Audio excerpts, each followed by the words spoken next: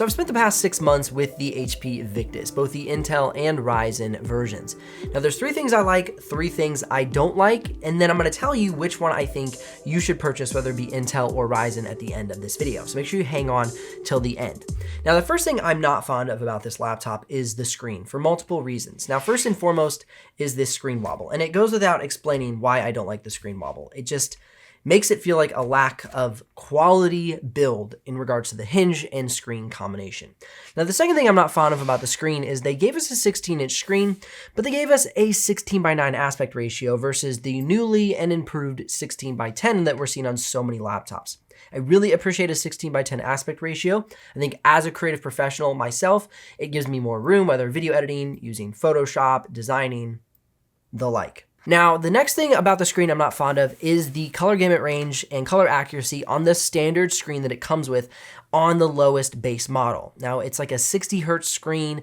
It has like a 64% sRGB. It's just really, really poor quality. Now, you can actually upgrade the screen on HP's website by just a $70 upgrade. Get the 144 hertz variant. It'll give you 99% sRGB and just give you a better quality screen. If you're curious about the price of that, you can head down in the description below, click that link, make the upgrade on the HP store, customizer, and you'll see the total price there. Now that we've covered the screen, the next thing I'm not fond of about this laptop is the fact that there's no mux switch. Now, the mux switch allows you to control the usage of the GPU in the system. You can turn it on, you can turn it off, and what that really helps with is battery life and performance optimization. Let's say you're just doing a lot of productivity tasks. You don't need all that performance for productivity tasks, but what you do want is battery life. The mux switch, MUX, allows you to access better battery life by turning off the dedicated GPU. This is something found in the HP Omen 16 with the RTX 3060 i7 variant. It has a mux switch, and it really does help improve battery life. And speaking of battery life, that would be the third thing that I'm disappointed with about the HP Victus. It just doesn't do well, especially for creator tasks. I get just over an hour and a half of battery life while video editing, and I get just over 2 hours while doing Photoshop work. So it's just not a great battery life, especially for how heavy this laptop is. It's about 5 pounds, and it does have a 70 watt-hour battery, which I wish gave us more battery life while we're on the go. But you're definitely gonna want to bring that charger along with you if you're using the HP Victus. Now, 3 reasons why I would buy this laptop, and the first one would be the price point. You cannot beat the price point of this laptop, and it just is insane how you can get an RTX 3050 Ti with 16 gigs of RAM and a Ryzen 5 processor for around or even under $1,000 depending on when you buy this laptop. And again, if you want to check the live pricing, the links are in the description below. So price is amazing, and then at the level of performance, and performance is something that is really good for the price. Again, you can edit 4K video, you have really smooth After Effects work. You can definitely get away with some 3D modeling. This just packs a punch for that sub $1,000 price point. It just really blows my mind. And like I said, if you upgrade this screen with that $70, you can even have a good 99% sRGB on a budget-friendly laptop. And the third reason I love this laptop is that it has access to the Omen Command Center.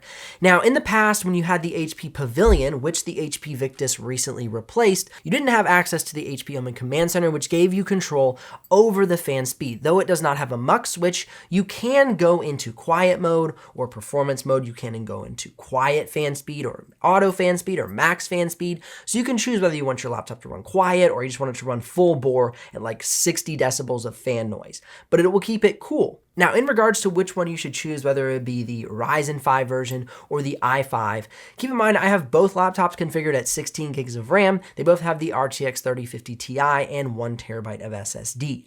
And they have very, very similar performance. Depending on the tasks, one might be 10% above the other, and then it might switch to 10% above the other one. They really bounce back and forth, so you're not seeing that big of an advantage by choosing Intel over Ryzen. However, what you do see is if you choose Intel, it's going to be about a $300 increase in price tag when I looked last at the pricing for Intel versus Ryzen. So you're going to save about $300 by choosing the Ryzen version, and you're going to get equal performance. However, if you want a slightly cooler laptop on regards to temperatures, I would choose the Intel version. You're going to see slightly cooler temperatures than you will on the Ryzen. So if you want a cooler laptop, go with the Intel version. If you don't care and want to save $300, go with the Ryzen version.